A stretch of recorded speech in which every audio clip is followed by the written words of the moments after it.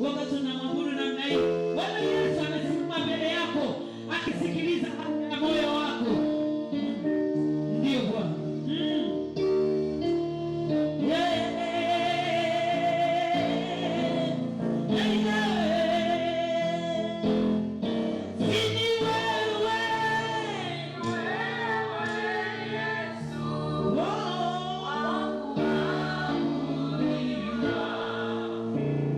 Wakuheshimu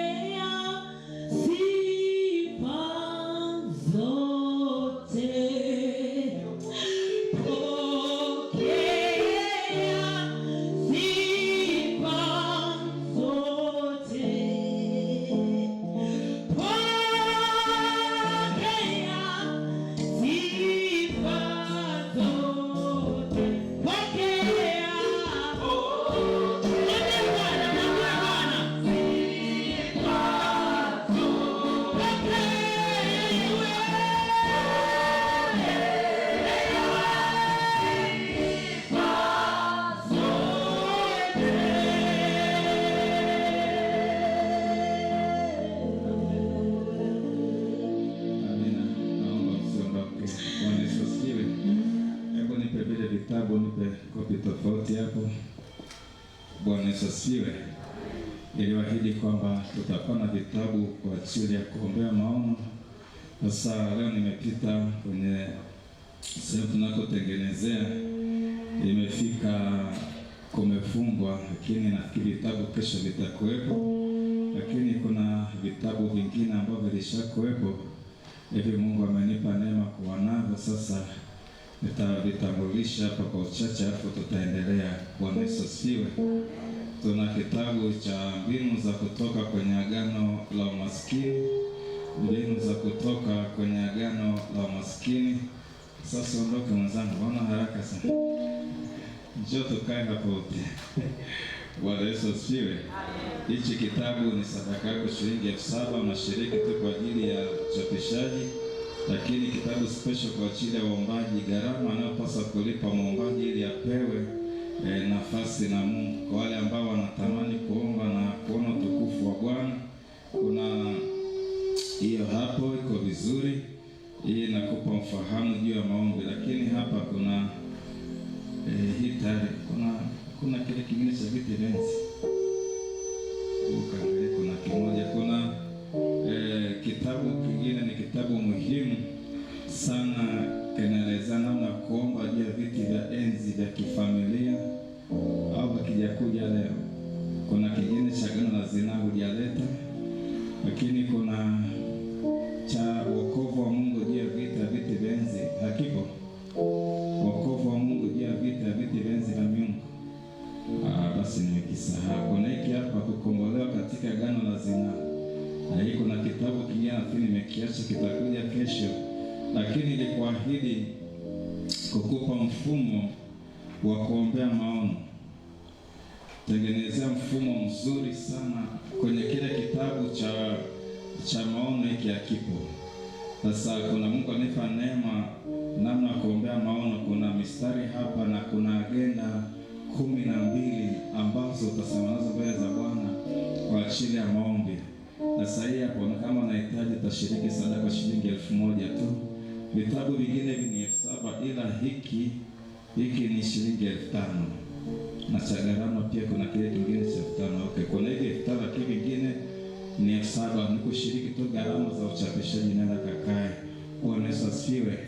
Sasa hiyo karatasi kwanza kuweka lamination ni muhimu, itakupa mwongozo mzuri na mistari kwa ajili ya kuombea maono. Bwana Yesu asifiwe. Basi kuna wimbo nimeusikia toka usiku, nimekesha nao, one step ahead, hatua moja zaidi. Hatua moja zaidi, utamwabudu Mungu. Unaotufuatilia Facebook live, vitabu vinapatikana pia, na mpango simu iko hapo. Kama utahitaji vitabu utanipigia simu. Hatua moja zaidi. Ndio Bwana. Tamani Mungu akupe hatua moja zaidi siku ya leo. Kwenye semina hii na kwenye maombi ya siku ya leo, tamani Mungu akupe hatua moja zaidi. Nimemwona Bwana akinisemesha wimbo mzunguka usiku kucha. Hatua moja zaidi.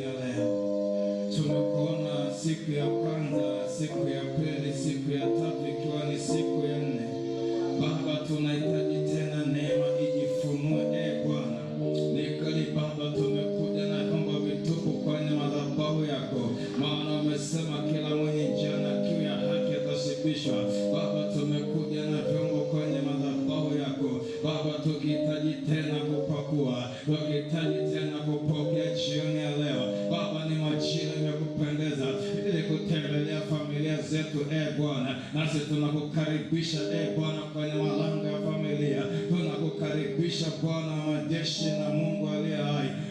Na ijulikane kwamba ni Mungu unapojifunua jioni ya leo.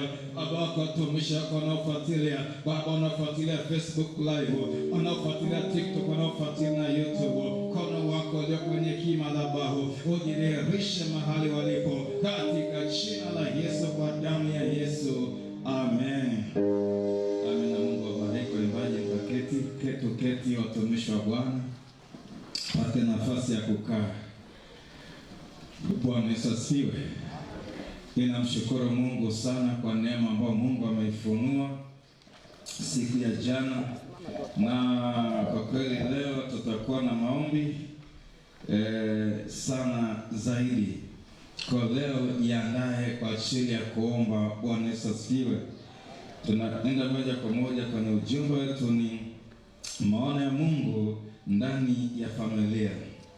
Semina yetu imesimamia hapo, maono ya Mungu ndani ya familia. Ni ujumbe ambao Mungu amewachilia moyoni mwangu katika majira haya. Nami natamani Bwana tupe neema ya kuona kile ambacho Mungu amekikusudia tukione, ili Mungu atupe hatua moja zaidi. Bwana Yesu asifiwe. Kitabu cha Mwanzo 25:20 hadi 23. Kitabu cha Mwanzo 25:20 hadi 23. Kitabu cha Mwanzo 25:20 hadi 23. Biblia inasema, Isaka akawa mwenye miaka 40 alipomtoa Rebeka binti Betueli Mshami wa Padani Aram, ndugu wa Labani Mshami, kuwa mke wake. Isaka akamwomba Bwana kwa ajili ya mke wake, maana alikuwa tasa, naye Bwana akamwitikia, na Rebeka mkewe akachukua mimba. Watoto wakashindana tumboni mwake, naye akasema, ikiwa ni hivi kuishi kwanifaa nini? Akaenda kumuuliza Bwana.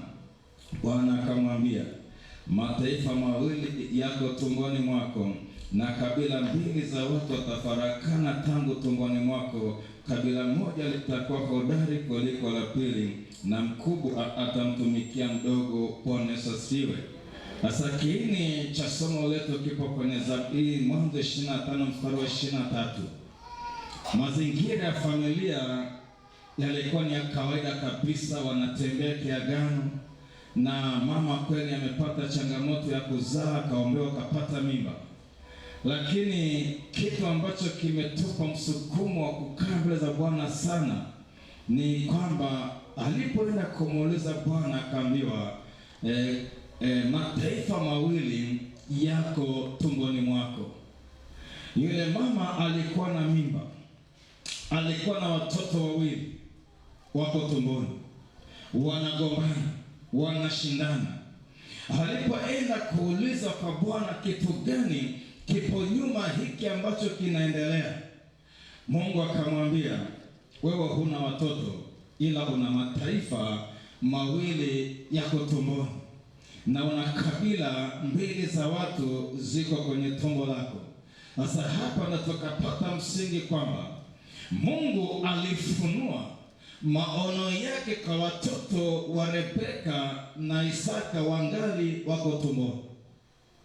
Na tumepita tukiangalia hatua hadi hatua, tukaona kila familia Mungu amewekeza maono makubwa ndani. Familia yoyote, katika mazingira yoyote, kwa namna yoyote, kuna maono ya Mungu yamewekeza ndani ya hiyo familia. Tukaona unajua au haujui maono yako, na tukaona tatizo ni kutokuuliza Mungu umewekeza nini kwenye familia yangu.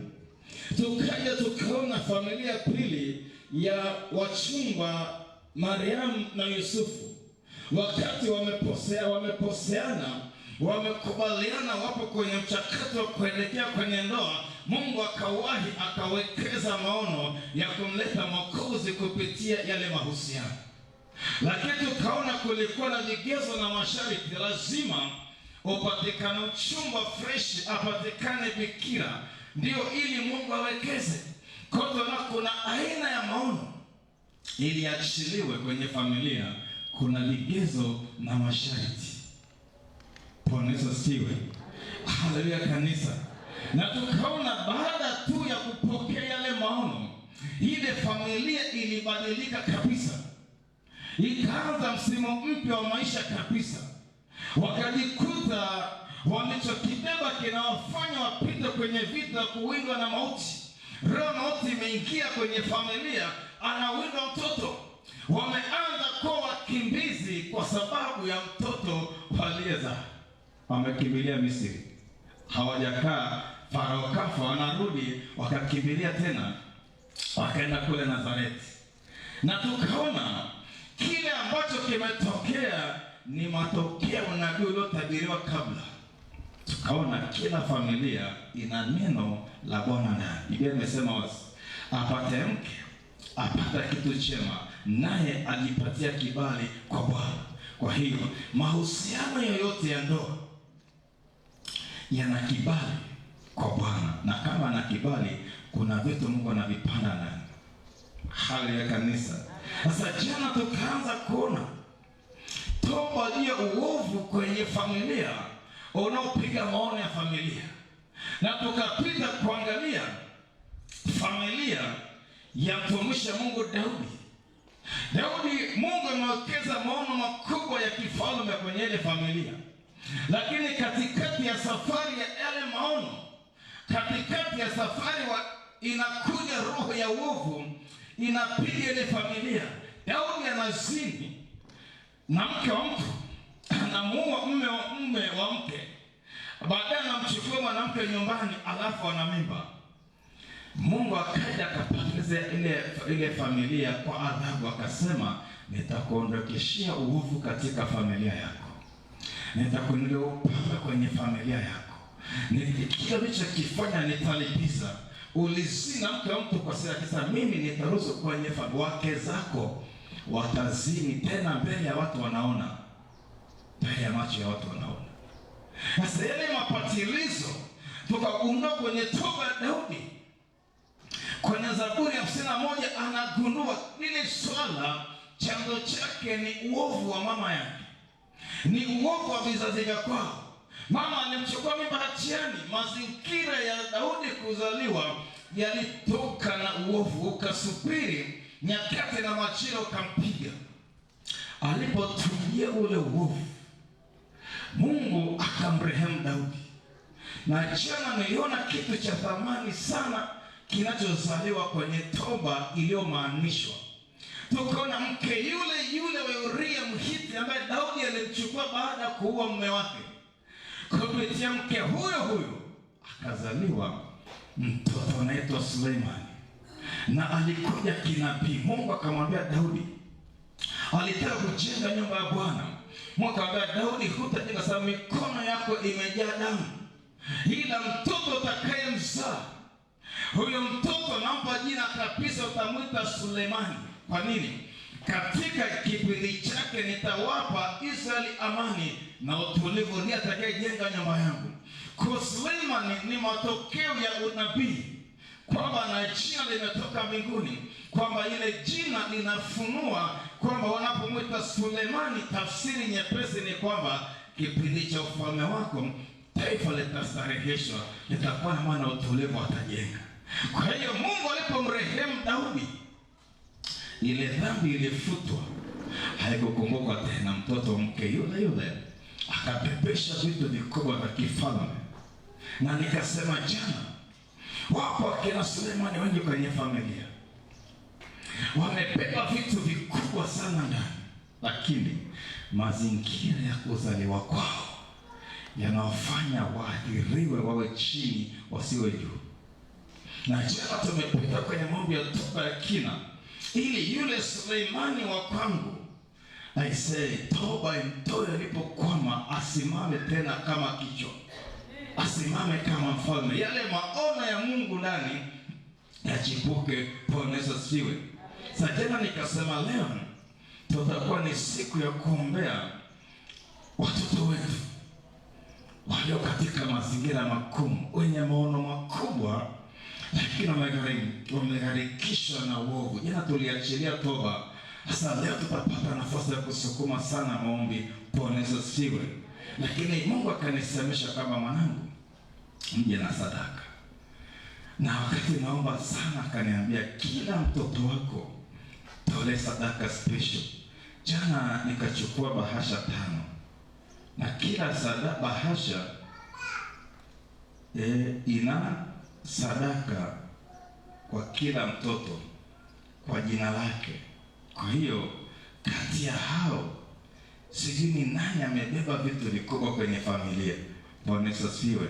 Hebu naomba niongezee moja hapa. Najua nimeshajaza ya 6 kumbe bado. Nipeni moja. Na nimepata kitu kingine tena jana. Bwana Yesu asifiwe. Haleluya, haleluya. Sasa hizi ni bahasha 5 kwa watoto wangu 5. Na jana nimesema na mimi kuna Suleimani yuko huko ndani. Haleluya. Leo jana wanajua haleluya.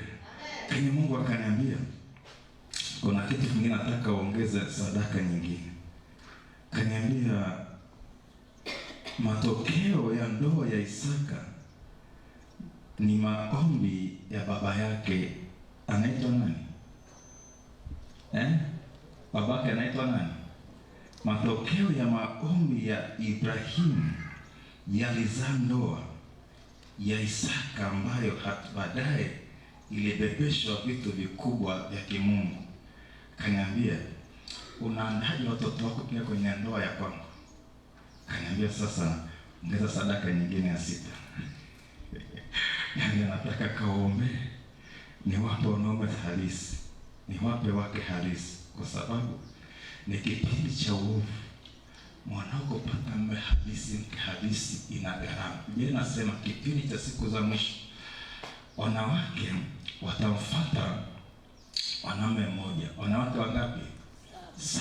Watasema tuite tu kwa jina lako, tutakula wenyewe, tutavaa wenyewe, tutajitunza, ila tuite kwamba na sisi pia tumeolewa. Matokeo ya sasa watoto wa kike wanazaliwa kwa wingi sana kuliko wa kiume. Lakini kitu kingine, uzao wa kiume unapita kwenye hatari ngumu sana ya kufutwa, na serikali inawekeza sana kwa watoto wa kike sana, ila wa kiume ni kama umewekwa pozi mahali. Sasa kama ni hivi, mwana wa kike kupata mume halisi inahitaji gharama ya maombi yako. Mwana wa kiume kupata mke halisi inahitaji gharama ya maombi yako. Ibrahimu alimvusha Isaka, kapata mke halisi, kabeba haya maono ya Mungu ndani ya ile familia. Haleluya. Sakani binti hujaolewa, inakuhusu kwenye maombi haya. Mwambie nitafutie nani Yusufu wangu. Hata kama atakuja una ndoto kubwa za Mungu ndani, akikukimbia atashikwa nini? Atashikwa sio tai. Kama ile mfumo unakamatwa na askari afu unashikwa hapa nyuma afu unainuliwa juu kidogo. Hakuna kukimbia, hakuna kutoroka. Sasa Yusufu alipoangalia maono aliyokuwa ndani ya Sara ya nani Mariamu, akasema nakimbia. Malaika akamwambia sasa utakimbia. Wewe bwana umekamatwa hapa, hakuna pa kutorokea. Bwana Yesu asifiwe. Kwa leo nitaombea pia watoto wangu wapate ndoa halisi, ili Mungu anapowekeza maono yake uovu siwapige. Haleluya. Sasa ni kesi yako pia. Bwana akikusemesha nimeambiwa nimesema tu usiwe mchoyo.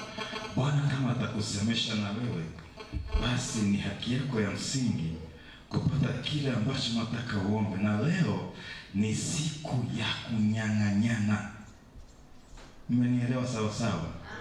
Leo ni siku ya kunyang'anyana. Mahali mtoto wako amefungwa inategemea sana kiwango chako cha kung'ang'ana leo. Na leo kwa kweli mimi nitaanza kujiombea kwanza. Sisubiri sana kuombewa sana. Mimi nang'ang'ana binafsi. Kama umekuja kuombewa, jifunze kuomba kwanza wewe. Kama utaombewa iwe ni sehemu, lakini 75% sukuma mwenyewe. Haleluya. Bwana akasema kila mtu ajiandae na sadaka yake, ili tunapoenda mbele za Bwana, yumkini maombi yako hayatafikia kiwango cha maombi, ila sadaka ikajazie. Nini tunanyang'anyana na uovu umwachilie. Jana tulimwona Suleimani, ndugu yake Adonia akawahi akatawazwa akawa ni mfalme, lakini Mungu akasema kwa sababu yuko ambaye Bwana amemtaja akaingilia kati, sinema nikapata nafasi. Bwana Yesu asifiwe. Sasa tuingie kwenye kile ambacho Mungu anakiachilia leo, ambacho kitatusukuma zaidi kwenye kuomba sana. Leo jiandae kuomba, sio kuombewa. Bwana Yesu asifiwe. Maombi ya kurejeza watoto kwenye maono ya Mungu. Maombi ya kurejeza watoto kwenye maono ya Mungu. Jana tulipita kwenye toba juu ya uovu unaopiga familia ili kuathiri maono. Sasa leo ni maombi ya kurejeza watoto kwenye maono ya Mungu. Kitabu cha Waamuzi 11 mstari wa 1 hadi wa 10. Kitabu cha Waamuzi 11:1 hadi 10. Kwa wale ambao mmekuja siku ya kwanza leo, semina yetu ipo YouTube. Ukiingia YouTube Harrison Mzava utakuta mafundisho yote ya siku ya kwanza mpaka ya leo na yatakayofuata, lakini Facebook pia kadhalika Harrison Mzava utakuta mafundisho yetu yako huko.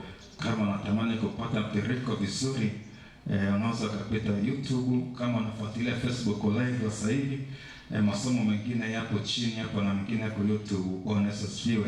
Kitabu cha Waamuzi 11, nimesema ujumbe wa leo kurejeza watoto, maombi ya kurejeza watoto kwenye maono ya Mungu. Basi huyo Yefta Mgileadi alikuwa mtu shujaa sana, naye alikuwa ni mwana wa mwanamke kahaba. Gileadi akamzaa Yefta. Mkewe huyo Gileadi akamzalia wana, na hao wana wa mkewe hapo walipokuwa wamekuwa wakubwa, wakamtoa Yefta na kumwambia, wewe hutarithi katika nyumba ya baba yetu, kwa sababu wewe umwana wa mwanamke mwingine. Ndipo Yefta akawakimbia hao nduguze, akakaa katika nchi ya Tobu, na watu mabaradhuli walikwenda na kutangamana na Yefta, wakatoka kwenda pamoja naye.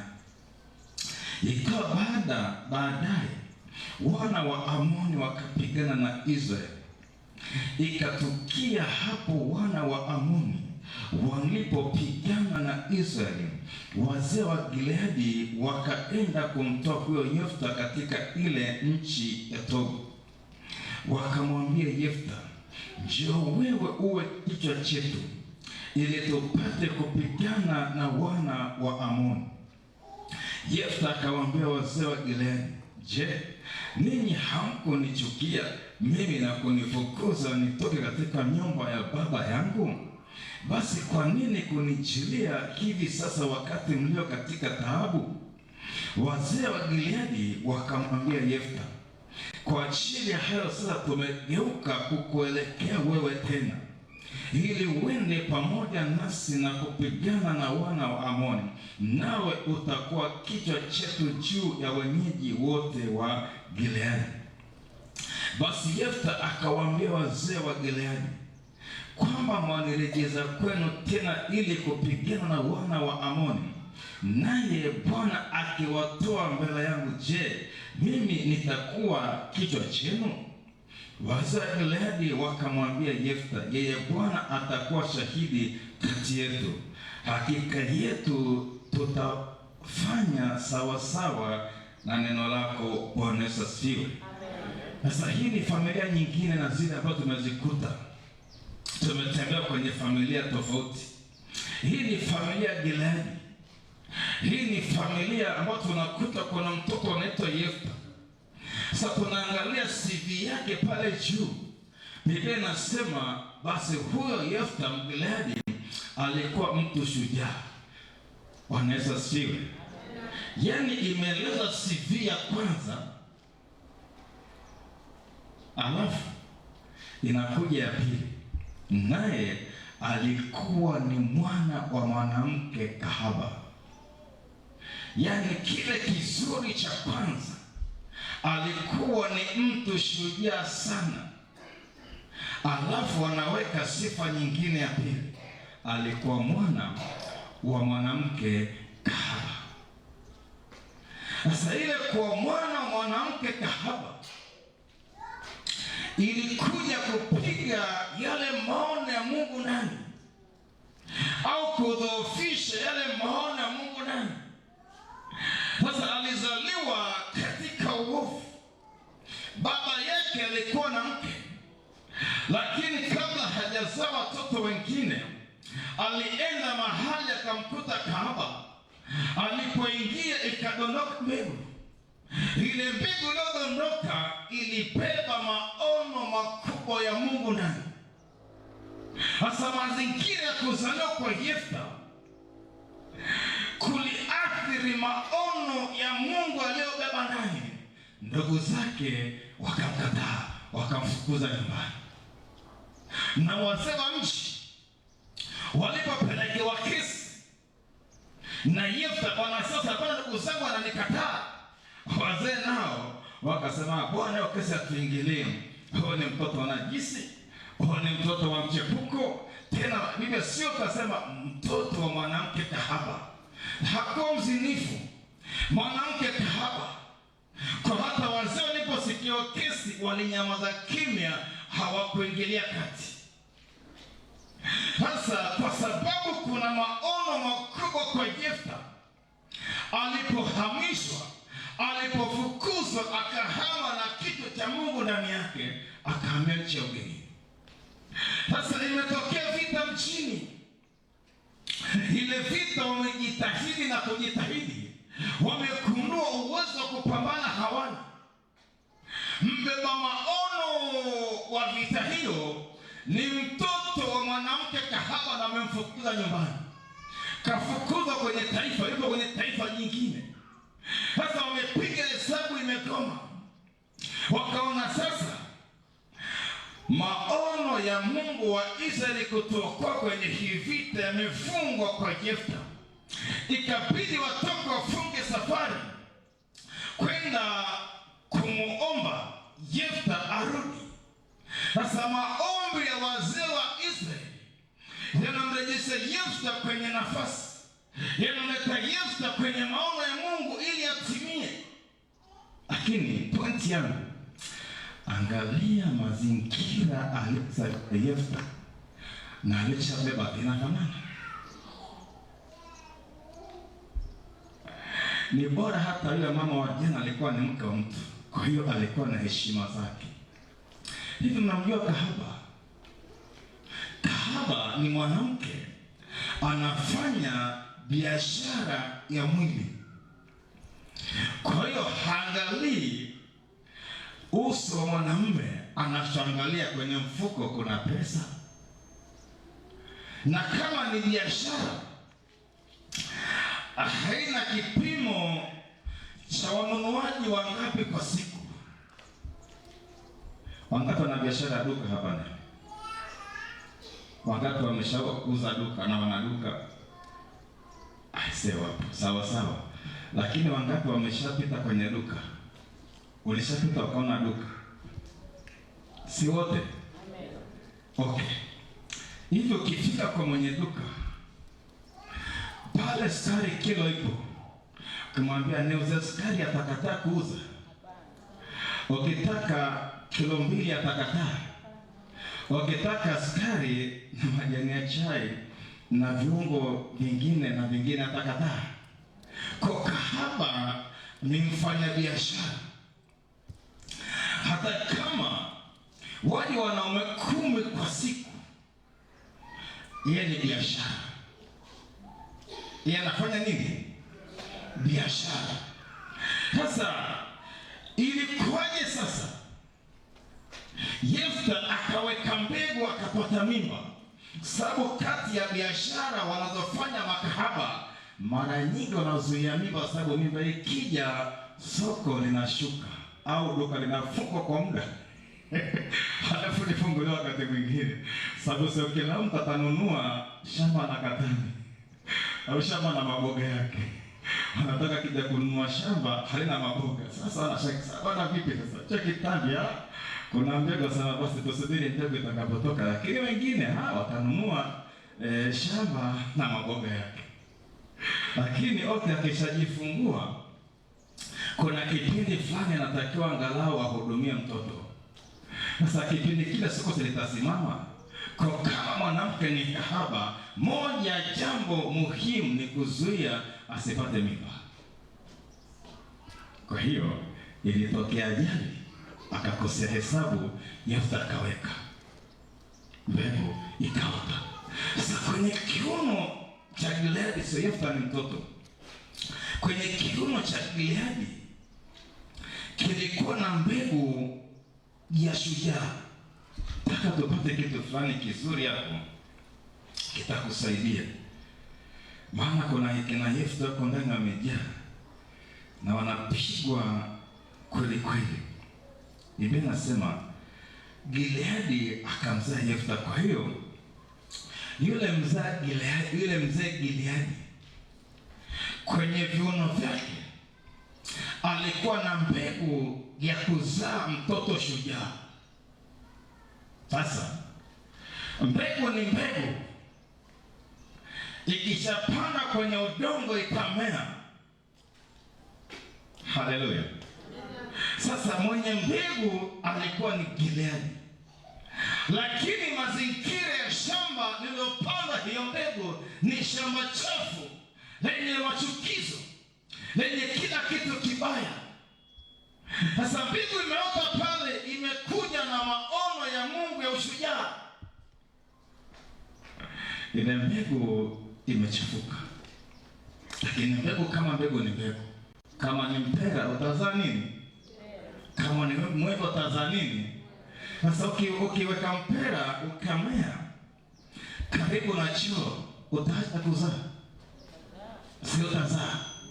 Sasa ni mbegu nzuri, lile la kisasa, lile lenye ubora wote, lakini limemea pembeni kabisa ya choo. Kwa mizizi mingine naenda inanyonya nini? Choo. Lakini ukija umeuziwa sokoni ukalinunua, utajua kwamba limeotea kwa pembeni ya choo. Tena choo ni mbolea, litakuwa tamu kuliko kawaida. Limezaga wapi? Pembeni ya choo. Sasa Gileadi amezaa kapanda mche pembeni ya choo, embe limetoka zuri. Sasa changamoto, wanunuaji wanajua limepandwa pembeni ya choo, lakini bado ni embe. Haleluya, haleluya, haleluya. Uko hapa ndani, Mungu amewekeza maono makubwa sana ndani yako, lakini mahali umetokea kwa waganga wa kienyeji, mahali umetokea ni kwa wapagani, mahali umetokea ni kwa walevi cha pombe, mahali umetokea na ongezea hapo. Kwa hiyo ni mbegu imekuja na maono makubwa, lakini mazingira ya uovu wanaifanya ile mbegu ikose heshima. Umezaa watoto, ingawa umewazaa labda kwenye ndoa ya kanisani, lakini si kila ndoa ya kanisani ni ndoa ya nini? Ya kanisani. Tuachepo tutaongea siku nyingine. Bwana Yesu asifiwe. Haleluya kanisa. Sasa inakuja hivi, asili ya kwenu upagani, asili ya baba ni Sasa mmezaa watoto, lakini ile asili ya kuzaliwa ya kwenu imekuja na uovu kwa hawa watoto, kwa wana ndoto kubwa ndani, lakini zile ndoto zinachipukaje? Zinachipukaje? Kwamba katika ulimwengu wa roho wanaonekana ni watoto wa kahaba, ni watoto wachafu. Sasa Mungu amewekeza mbegu, lakini hajapata wazee. Wale wazee wa Israeli walienda kumwombea Yefta ili arudi kwenye kiti, si tu kwamba avushe familia, avushe na taifa. Haleluya! Kwa hiyo basi, kuna mtoto wako sasa hivi ni mlevi, wanaita lugha kisasa cha pombe. Hebu sema cha pombe. Sasa yule ndani mbegu ipo, ila nje hiyo picha ndio picha ya Yefta, kwamba ndani kuna mbegu ya kimungu uliipanda, lakini asili ya kwenu, asili ya ukoo imefunua ile picha yake ya nje. Na wewe ni mzazi, umezaa bado katoto ni kachanga, kana miaka 5, kana miaka 7, kana miaka 10 au 15. Leo ni kazuri, lakini ulimwengu wa roho kana mbegu mbili. Kuna mbegu ya ndani ya Mungu, lakini kuna mbegu yako ya mwilini. Ile mbegu ya mwilini inafunua asili yako na ya kwenu.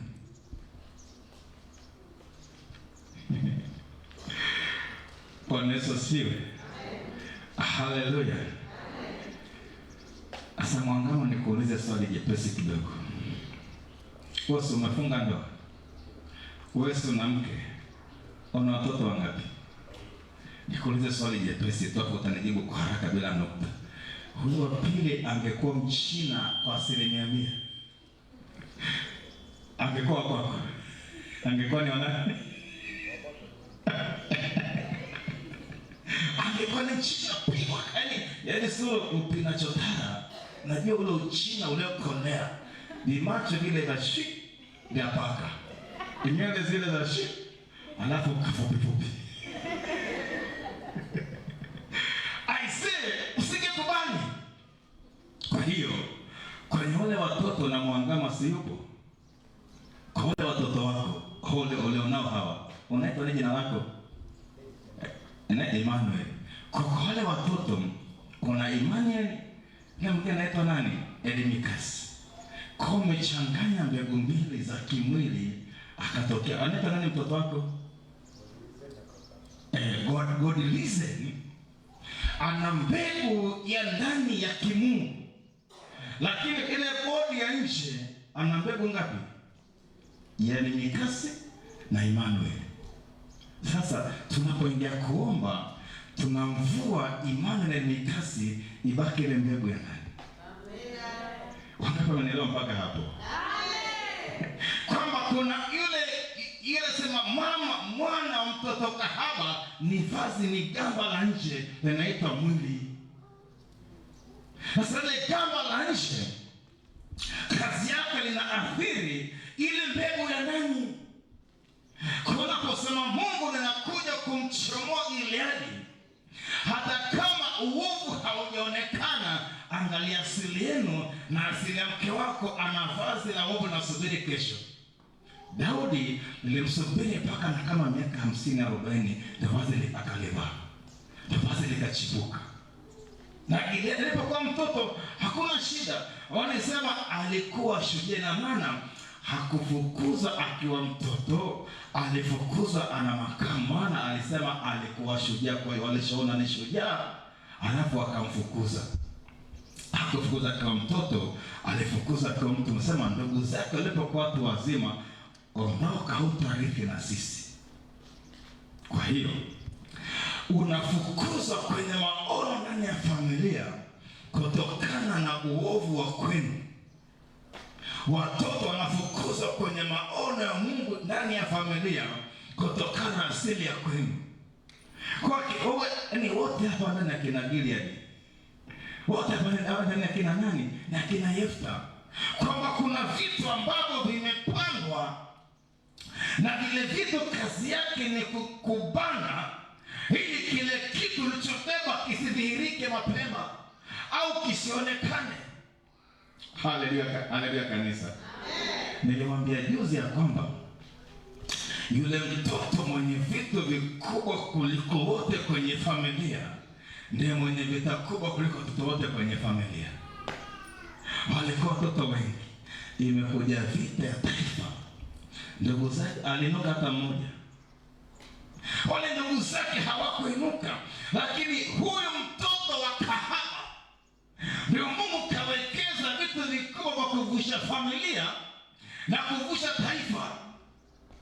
Kwa hiyo mtoto kwenye familia anayebebesha maono makubwa ndiye anayepigwa kuliko wote. Kwa nini? Kinachompiga sio yeye, ni kile alichobeba nani. Haleluya, haleluya, haleluya, haleluya, haleluya. Sasa wewe uko upande gani? Uko upande wa ndugu zake na Yefta au uko upande wa wazee wa Israeli?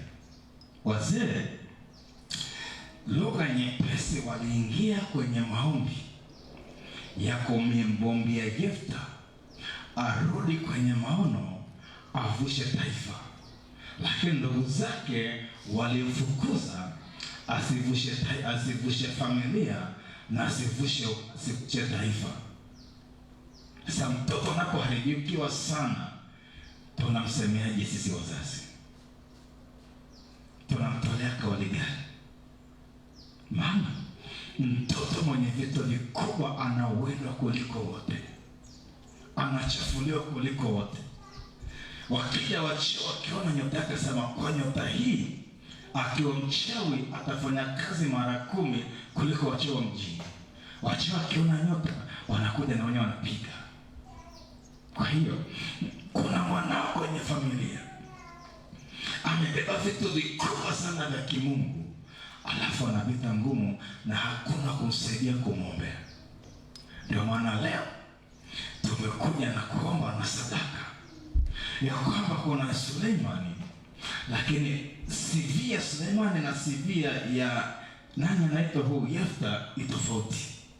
Angalau Suleimani kidogo mama yake alikuwa mke wa mtu, lakini Yefta ni mtoto wa mwanamke kahaba. Haleluya kanisa, haleluya kanisa. Tukifanya takwimu hapa na watoto waliozaliwa nje ya ndoa ni wengi kuliko wa ndoa. Ni kweli sio kweli?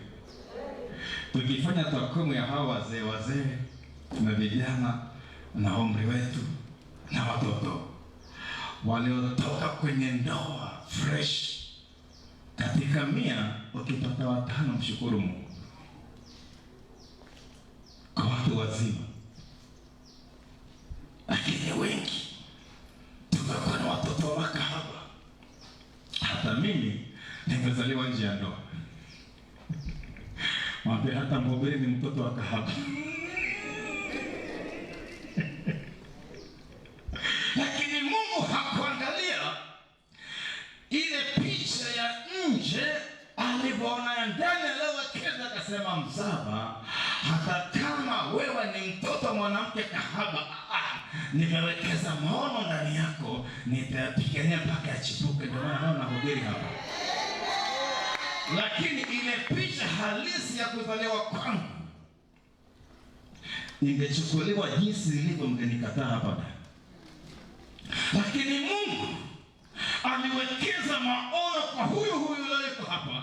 Kuna wewe, hata kama umezaliwa mazingira gani, toka wewe vusha na familia yako, toka wewe vusha na watoto wako. Maana kila familia ina maono makubwa makubwa makubwa. nimethibitisha. Unasikia ujumbe kwenye familia yako, kuna vitu vya Mungu vikubwa, siku ukiviona, yaani utatembea kwenye familia kwa discipline, utatembea kwa nidhamu na hiyo familia. Utaona bia, huyu hapa ni mbunge, huyu hapa ni profesa, huyu hapa ni waziri mkuu, huyu hapa ni dokta bingwa mifupa, huyu hapa ni mhubiri wa kimataifa. Una vitoto vinne, alafu ukiona maono ya Mungu ndani yao, utakuwa ukikaona kana kwa nidhamu. Nini? Yesu alipata heshima toka siku anazaliwa. Haleluya. Watoto wako hawana heshima kuanzia hapo, kwa sababu huwajua ni nani. Ile siku ukiwajua ni akina nani, aise, hata ukiongoza ongea kwa nidhamu. Haleluya kanisa. Haleluya kanisa. Haleluya kanisa. Haleluya kanisa. Haleluya waombaji. Haleluya wamama. Haleluya baba. Haleluya vijana.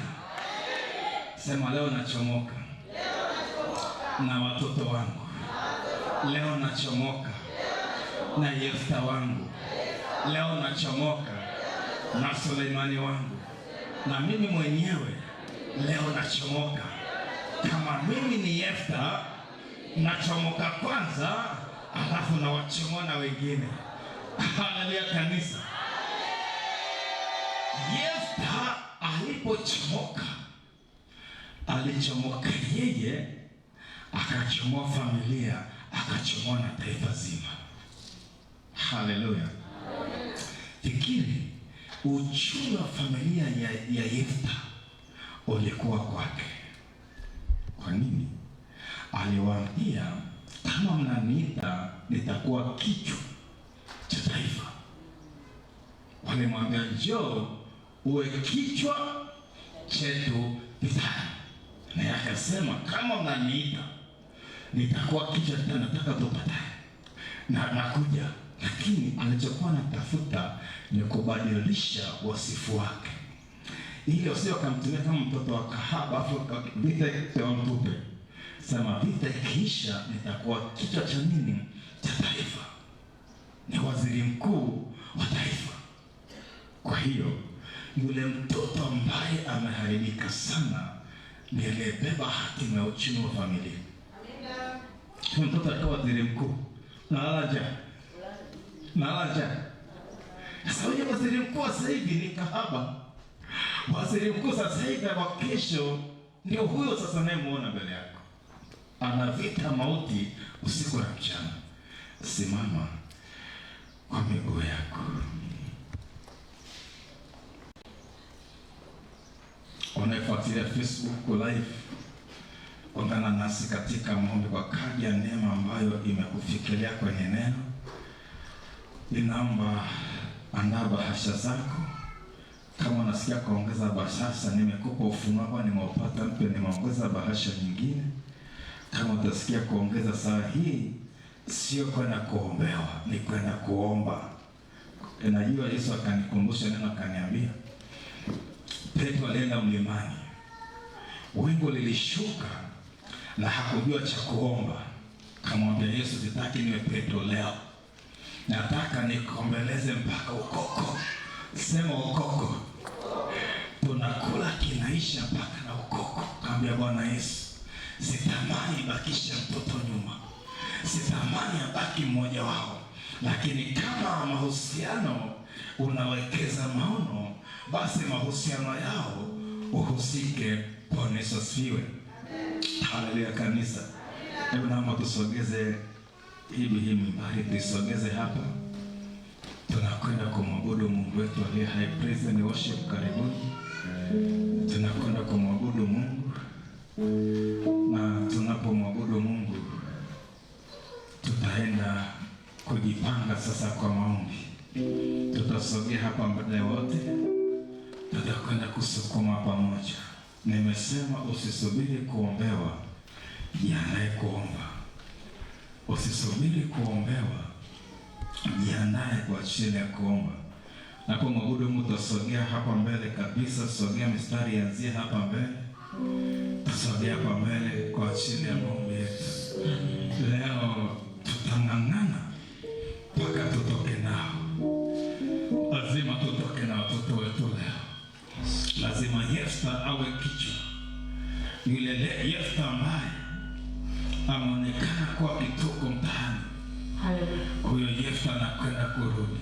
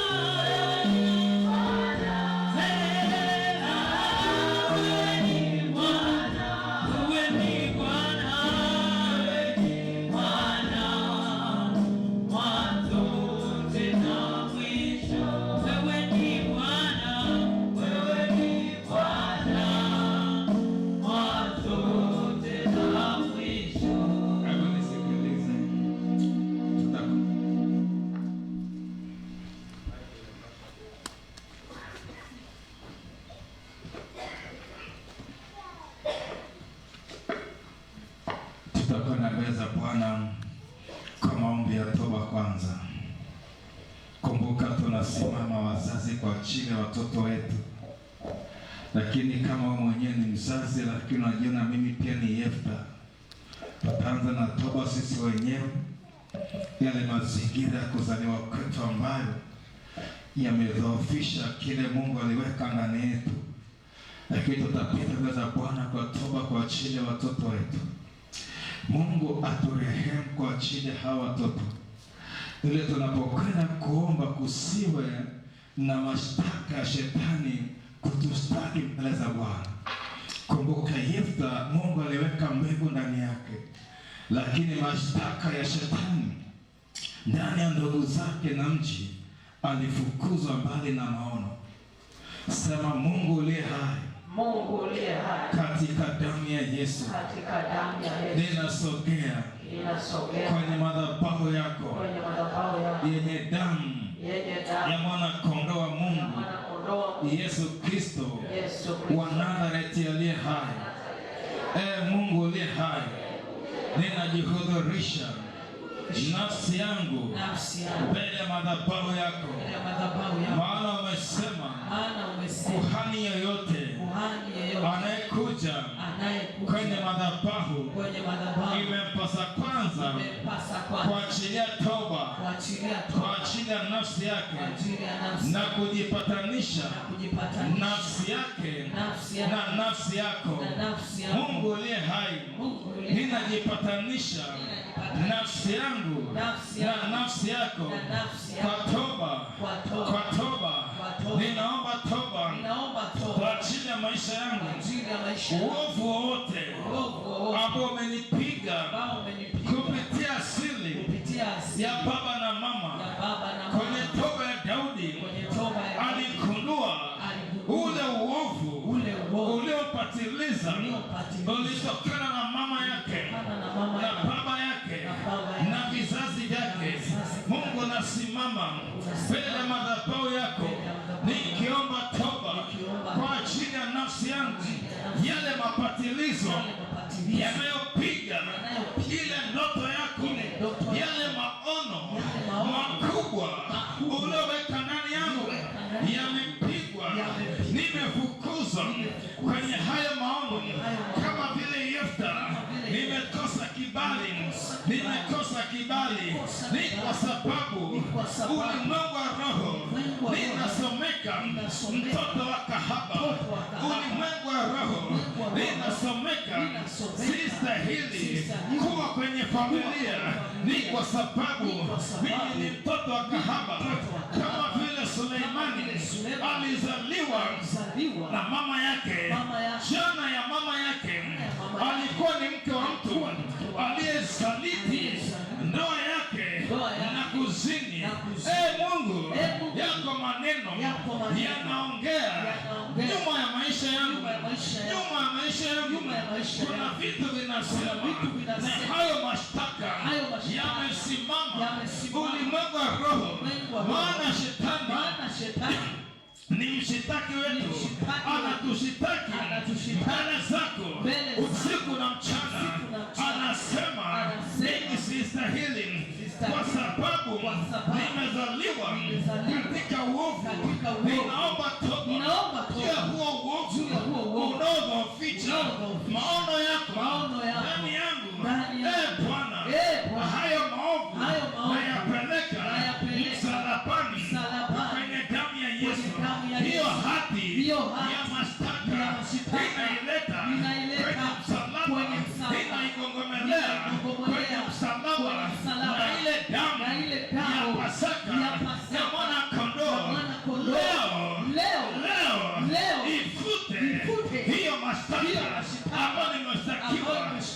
Bwana, ninaingia na damu ya Yesu kwenye mahakama yako Mungu. Ile mahakama, kuna kesi yangu kwenye mahakama yako, na shetani amesimamisha mawakili wapake.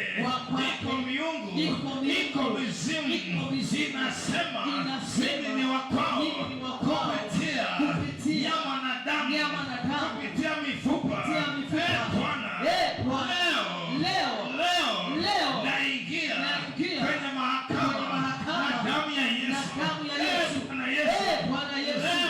Leo ninakuomba uwe shahidi wangu, uwe wakili wangu kwenye hiyo mahakama, ukasimame kuwa wakili wangu, maana nimeachilia toba. Na leo tena naachilia toba. Ninaomba toba iwe hivi nilivyo na maono yako yakadhoofishwa. Leo ninaishi kama Yefta, nimefukuzwa katika urithi wangu, ule urithi ulionipimia ndani ya familia, nimefukuzwa, nimekuwa mkimbizi. Bwana, leo naleta kesi yangu kwenye mahakama yako. Mungu Baba, nakuja na damu ya Yesu, nakuja na damu ya Yesu, ikaninenee kwenye madhabahu kupitia toba au nimeachilia, na hii ambayo naiachilia leo kwa jina la Yesu, kwa jina la Yesu. Atakuachilia toba binafsi. Omba toba jasiri yako, ipeleke kama Yefta, ipeleke kama Yefta kwenye madhabahu ya Bwana. Mwambie Bwana, niko hapa, mimi ni mtoto wa mwanamke kahaba, mimi ni mtoto ambaye nimechafuliwa ile asili ya baba. Biblia inasema mwanadamu utilisha Yerusalemu asili ya machukizo yake, maana asili yake yatokana na nchi ya Kanani, mama yake na Mwamori ni sehemu yale mataifa 7 ya Kanani. Kwa hiyo wewe hapo ulipo, asili yako ni upagani kupitia baba na mama. Iko CV ya kwenu inasimama, inasema astahili, kwa sababu uko huu hakuna daktari, uko huu hakuna profesa, uko huu hakuna mtumishi wa kimataifa, uko huu iko miungu huko, iko mizimu inaeleza. Simama sasa na damu ya Yesu, pita kwa toba, mwambie tubu kwa ajili ya siri, tubu kwa ajili ya uovu wako na baba na mama, hata vizazi vingine. Achilia toba sasa. Baba, tunasimama mbele ya madhabahu yako, tunaomba toba kwa ajili ya uovu wa ukoo, kabila, kwa vizazi vinne. Iko miungu na mizimu inatudai, tumefukuzwa katika urithi wetu, kama vile Yefta alikuwa mtoto wa kahaba, akafukuzwa, yale maono yakapigwa, yale maono yakaondolewa. Ni kwa sababu walisema wewe ni mtoto wa mwanamke kahaba, hutaweza kurithi pamoja nasi. Nami Baba, nimefukuzwa kwenye urithi ndani ya familia, nimefukuzwa ndani ya familia. Ni kwa sababu mimi ni mtoto wa kahaba. Ninasimama kwa toba, ninaleta CV yangu kwenye madhabahu yako Baba. Naomba toba, ninakuja Harrison kwenye madhabahu yako, ninaomba toba. Wacha baba yangu Matiasi, ninaomba toba. Wacha mama yangu Nafika Hedi, ninaomba toba. Wacha bibi yangu Rosa, ninaomba toba. Wacha babu yangu Rafaeli na vizazi vinne, ninasimama kwa toba Baba. Ile yale mashtaka yanayosimama, usiye ile ndoto uchipuka, usiye maono uchipuka. Nasimama na damu ya Yesu, ninasimama kwa toba, Achilia toba mwanaume, achilia toba mwanamke. Mbingu zinasubiri toba yako. Kuna maono makubwa yako ndani yako, lakini miungu inasema kwenye ukoo huu hakuna daktari bingwa. Miungu inasema kwenye ukoo huu mafaili yao ni fukara, hakuna tajiri, hakuna bilionea. Unapoachilia toba, unakata rufaa. Mwana-Kondoo Mungu Yesu amesimama mkono wa kuume wa Mungu Baba, akiangalia toba yako, akisema Baba, anakuombea leo.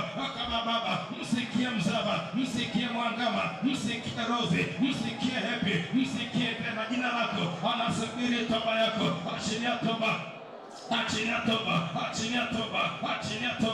achilia toba. Mbingu zinaangalia sasa, unapoachilia toba. Uovu unapofutwa, Mungu anasahau. Uovu ukifutwa, Mungu anasahau. Anasimamisha vitu vipya.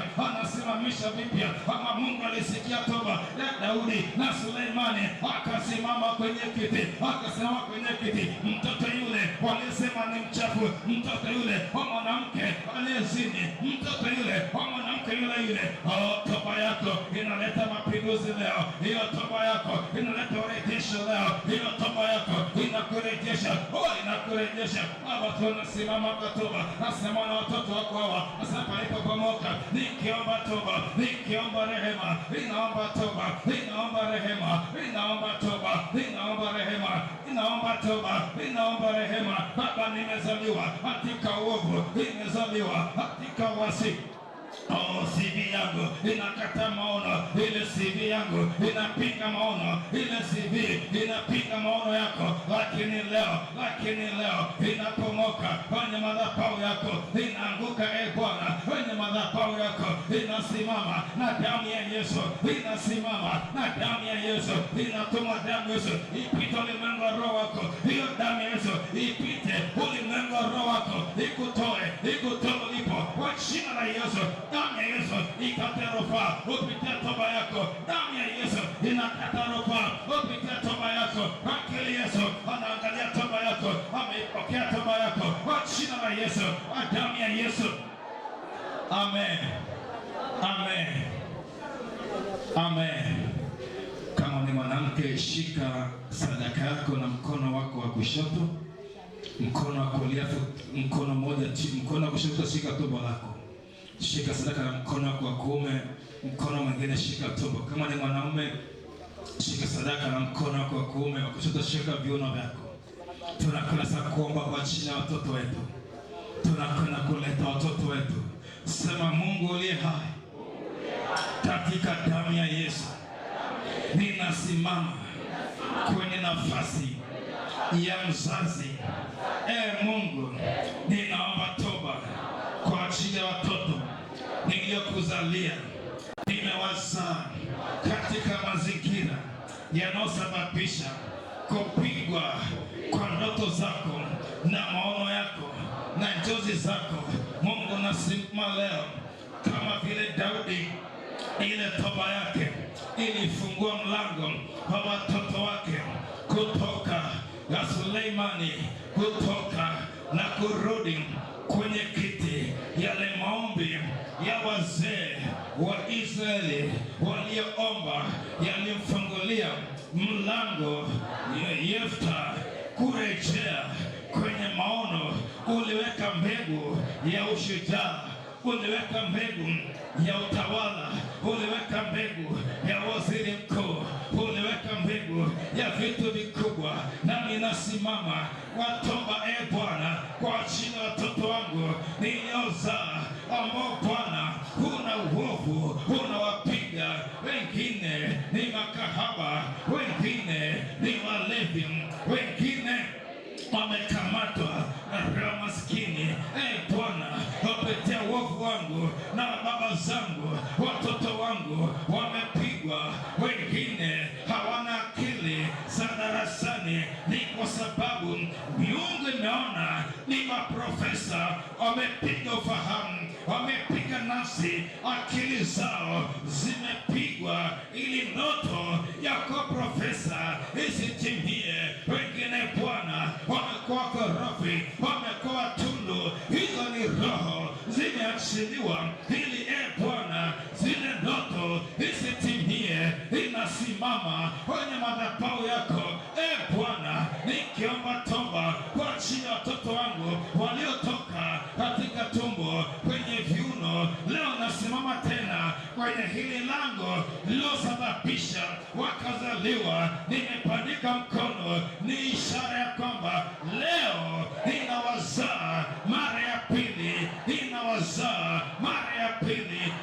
Bwana, ule uovu uliowatenga bali na maono, ule uovu uliozaa tabia chafu, tabia mbaya za uasherati na uzinzi na ulevi na wizi na ujambazi na kila tabia chafu iliyowapiga, leo Bwana ninasimama kwenye madhabahu yako na damu ya Yesu. Nasimama na sadaka hizi kama vile Ayubu alivyokuja kwenye madhabahu yako, alikuja na kila mtoto na sadaka yake na kwa majina yao. Nami leo inawaleta kwa majina yao. Hii sadaka na yapatanisha na damu ya Pasaka, ile damu iliyotolewa kule Misri. Ilipotolewa damu ya Pasaka, Mungu kasema utahukumu ile miungu ya Misri na ukombozi ukatokea. Nami Bwana, hii sadaka naileta kwenye madhabahu yenye damu ya Yesu, na iambatanisha na damu ya Yesu. watafuta walipokamatwa magereza mbalimbali yamewafunga ili maono yasitimie. Bwana, umesema utapita na kufungua waliofungwa magerezani, hata kama nafsi zao zipo kuzimu. Bwana, Yona ndani ya tumbo la kuzimu ulisema na samaki akamtapika. Bwana, leo nijulikane ya kama mkono wako hauna mipaka. Daudi anasema niende wapi nijiepushe na uso wa Bwana? Hata kama ningeenda kuzimu, wewe huko upo.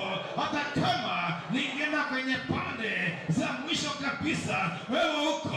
Ili neno inalituma kwa Yefta wangu, kwa Suleimani wangu aliyebeba vitu vikubwa, kwa kuvusha familia, kwa kuvusha wizara, kwa kuvusha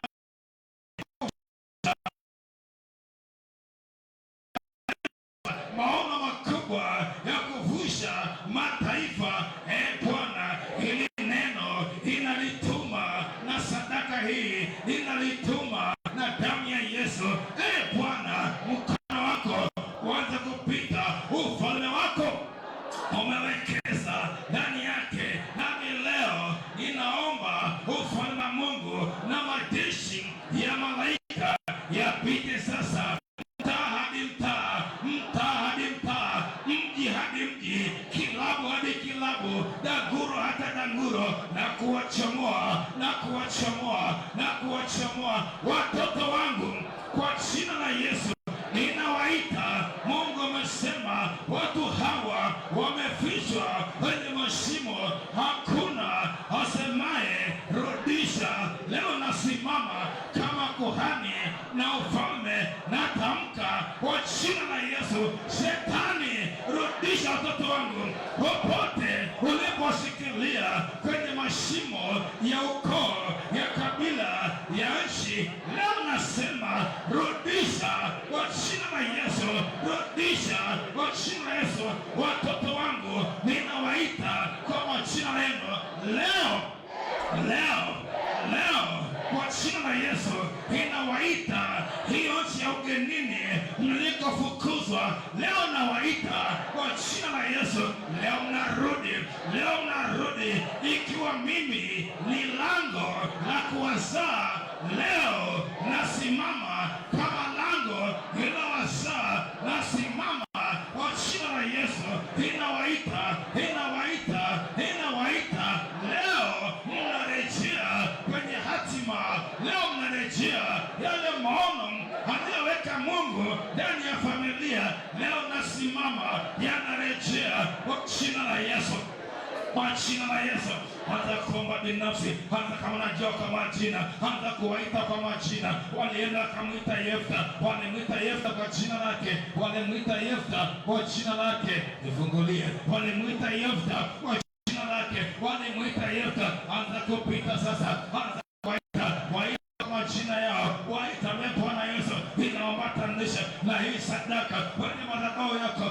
Kama ni mimba, niambie nasikia. Hata Yohana alisikia akiwa tumboni, ambia mtoto wewe tumboni, ninakuita rudi kwenye maono. Ni mtoto hata ni wa mwaka mmoja, ni miaka miwili, ni miaka mitatu, huko aliko muite mtoto, yuko shuleni, mwambie nakuita leo, huko hamishani, nakurejesha leo. Mrejeshe kwa maombi. Sadaka inanena na maombi yako yanene. Mwambie mwanangu, na kurejesha yale maono makubwa ya kimungu yaliyofungwa ndani yako. Umefukuzwa, umetupwa mbali. Leo nakuita. Yesu anarejea. Endelea kusukuma hukuma. Baba, kwa jina la Yesu ninamwita Glory, kwa jina la Yesu. Endelea kuwaita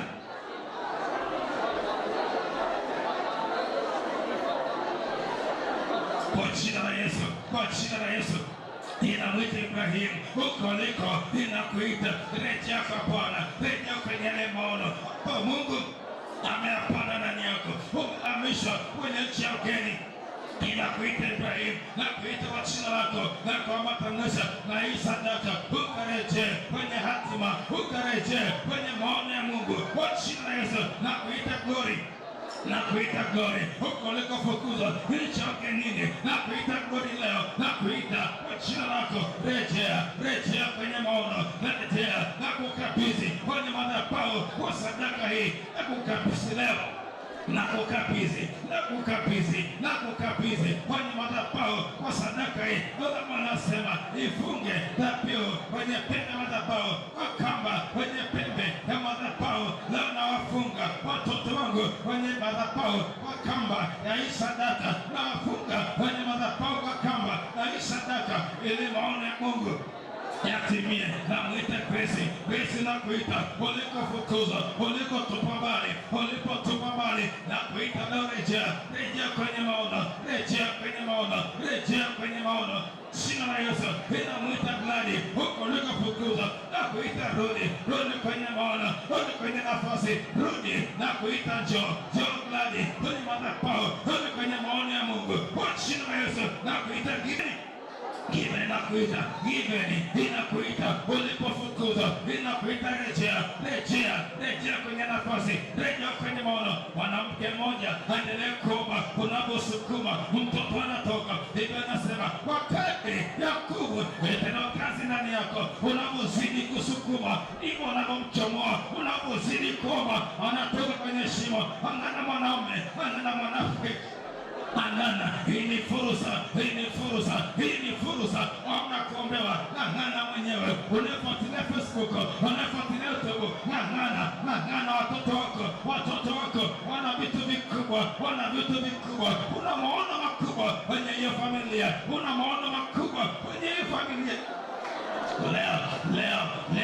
Leo najulikane kama Bwana ndiye Mungu, najulikane leo kama Bwana ndiye Mungu. Leo ni siku ya ukombozi. Watoto wetu tunawakomboa kwa damu ya Yesu. Watoto wetu waliofukuzwa kwenye hatima, waliofukuzwa kwenye maono yako, leo tunawarejeza, leo tunawarejeza kwa jina la Yesu. Tunawaita ni wabunge, tunawaita ni mawaziri, tunawaita ni maprofesa, tunawaita ni marais wajao, tunawaita ni wabunge wajao, tunawaita wana makampuni, ni mabilionea, ni mabilionea, tunawaita na wasifu ule ambao amewapangia. Yefta alivusha familia, alikuwa ni kichwa cha taifa, alikuwa ni kichwa, alikuwa ni kichwa. Mtoto wako labda ni kichwa mahali, wanang'ana kwenye madhabahu. Baba, tunaleta watoto wetu kwenye madhabahu yako, tunawaleta kwenye madhabahu. Ile damu ya Yesu iwaoshe, iwaoshe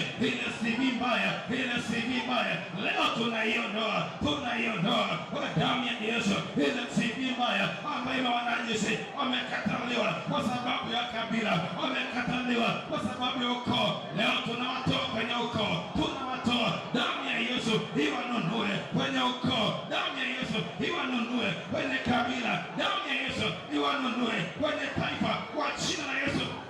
Kwa wanangu, watoto wangu, leo nawarejeza, nawarejeza kwenye maono ya Bwana. Leo narejea kwenye nafasi, mnarejea kile ambacho Bwana amekipanda kwenye familia yangu. Leo kinachipuka, leo kinachipuka, leo kinachipuka kwa jina la Yesu. Yale maono ya Mungu, leo naomba yale maono ya Mungu ndani ya familia yangu, leo tunaanza kuyaishi, tunaanza kuyaishi, tunaanza kuyaishi zile baraka ndani ya familia. Tunaanza kuishi ile hekima, busara, neema na kuinuliwa. Leo tunaanza kuishi. Baba, tunaita damu ya Yesu ipite sasa, ipite sasa. Hebu ita damu ya Yesu kwenye familia yako, ita damu ya Yesu kwa watoto wako, ita damu ya Yesu kwenye familia, ikapite sasa, ikasafisha watoto. Zile CV mbaya ziondoe. Mwambie Yesu, naondoa yale matamko, ninaondoa yale japo. Mwambie Yesu, zile tabia na waosha kwa damu ya Yesu.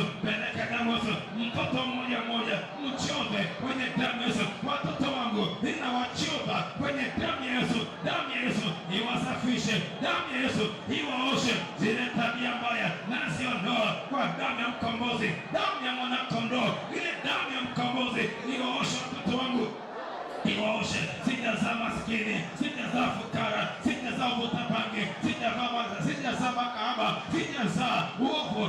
Niweza watoto wenye maono ya Mungu, wenye vitu vikubwa. Leo damu Yesu ipite sasa, ikaondoe zile tabia, ile CV mbaya, ile kila chochote ambacho kinaonekana kwao, leo nakiondoa. Damu Yesu ipite, mtoto mmoja mmoja ipite kwa Ibrahim, ikaondoe kwa jina Yesu, ipite kwa Gori, wale watoto wote ipite, watoto wote waliopita kwenye viuno vyangu leo na watakasa kwa damu Yesu, ninawafua kama nguo ndani ya damu Yesu, mavazi yao yaliyochafuka katika lingano, anasababisha wakataliwe kwenye makampuni, wakataliwe katika nchi. Leo mavazi yao nayafua kwa damu ya Yesu. Haya mavazi ya watoto wangu nayafua mavazi machafu nayafua kwa damu ya Yesu. Neema ya wokovu, neema ya utii, neema ya hofu ya Mungu iachiliwe ndani yao, Mungu, katika jina la Yesu. Najulikane leo kama ni Mungu, najulikane leo, maana unatumani neno wapata kutuponya na kututoa katikati ya maangamizi. Mkono wako wenye nguvu, mkono wako leo hodari, mkono wako wenye nguvu,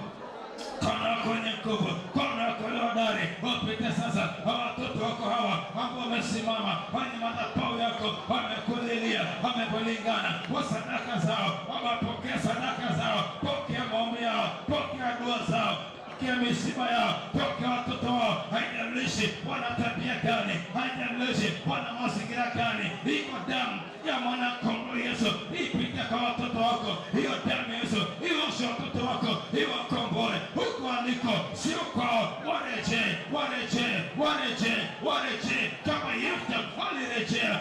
Yefta alirejea na watoto wako leo, warejee kwenye urithi ambao Bwana amewapimia, ule urithi ambao Mungu amewapimia, ile ndoto, maono ya Mungu kwenye familia leo yaanze kuonekana. Mungu afungue macho yako, Mungu afungue macho yako, uanze kuona, uanze kusikia. Kama Rebeka akamwambia mwanamke, enye tumbo lako una mataifa mawili, wewe ni mwanamke. Mungu ache kukufunulia macho yako yaone umezaa watoto wa namna gani. Kama ni mwanaume, Mungu akuonyeshe kesho, akuonyeshe ni watoto gani, ili uchiwe unawaleaje, ili uchiwe unatembeaje na hawa watoto. Kwa jina la Yesu, kwa damu ya Yesu, kwa jina la Yesu, kwa jina la Yesu, kwa damu ya Yesu, kwa jina la Yesu. Amen. Inua sadaka yako juu, sema Bwana Yesu, neno lako linasema ifungeni dhabihu kwa kamba katika pembe madhabahu. Mungu uliye hai, hii ni sadaka kwa watoto wangu ninapoachilia kwenye madhabahu yako. Watoto wangu nimewafunga kwenye madhabahu yako yenye damu ya Yesu, yenye moto, ili madhabahu yako iwatetee, iwapiganie kama ulimsaidia Yefta akarudi kwenye maono yako, akalikomboa taifa. Kama walisikia toba ya Daudi na Suleimani, akasimama akawa ni mfalme, ukambebesha vitu vikubwa kuliko Daudi. Mungu uliye hai, nami watoto wangu ninawafunga kwa kamba ya sadaka kwenye madhabahu yako Mungu, katika jina Yesu. Ile madhabahu ya mbinguni iwapokea watoto wangu, maisha yao, ili kile ulichopanda ndani yao kisipigwe. Kuanzia leo wakachanue, wakastawi kwa jina la Yesu. Kuanzia leo Mungu utukuze kupitia watoto wangu, kile ambacho umekipanda ndani yao tukione kidhihirike, na familia ikavuke. Mtoto mmoja ulimwekezea vitu vikubwa zaidi, leo na mkabidhi kwenye madhabahu. Hii ni chumvi ya familia, hii ni lango la familia. Kama vile Suleimani alibeba vitu vya kifalme, kama vile Yefta alibeba vitu vya familia na vya kitaifa, na ni leo yule mtoto uliyebebesha